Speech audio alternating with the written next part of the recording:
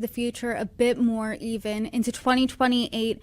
And let's start by looking at the 2028 Democratic primary for president.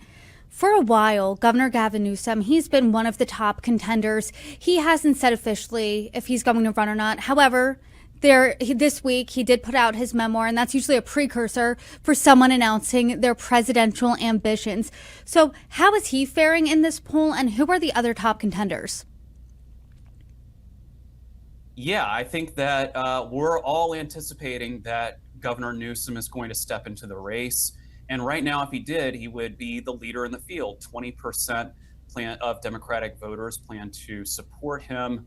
Buttigieg is next, Pete Buttigieg, with 16%, followed by former Vice President Harris with 13%, AOC 9%, Shapiro 7%, with 24% undecided. So again, yeah, he would walk in as the immediate front runner here. But I think we are starting to see the field start to take shape and folks begin to choose a camp. Some of these candidates developing their own sort of base, as you might say, of support.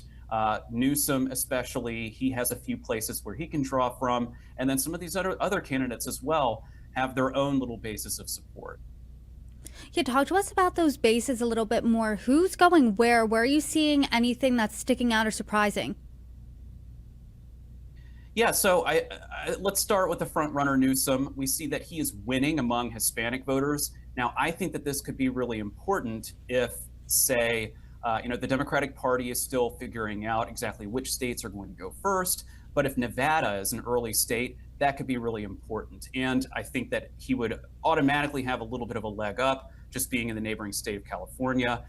He also wins among college grads and folks who have had some college. He also wins among men, and then very crucially, voters over the age of 50. Now, we always expect in these primaries that older voters are going to form at least a plurality, if not a majority. So winning among those voters is huge. If he can maintain that, then I think he's going to be in really good shape.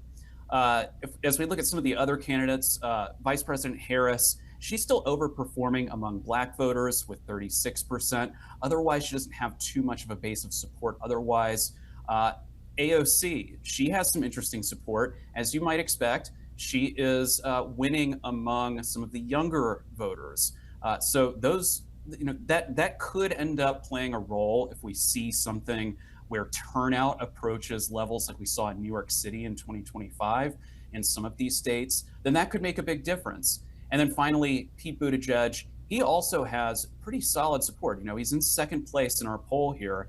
He's winning among post-grads, and he does well enough with other demographics. But I think we do see that he has this sort of base among the most educated in the electorate.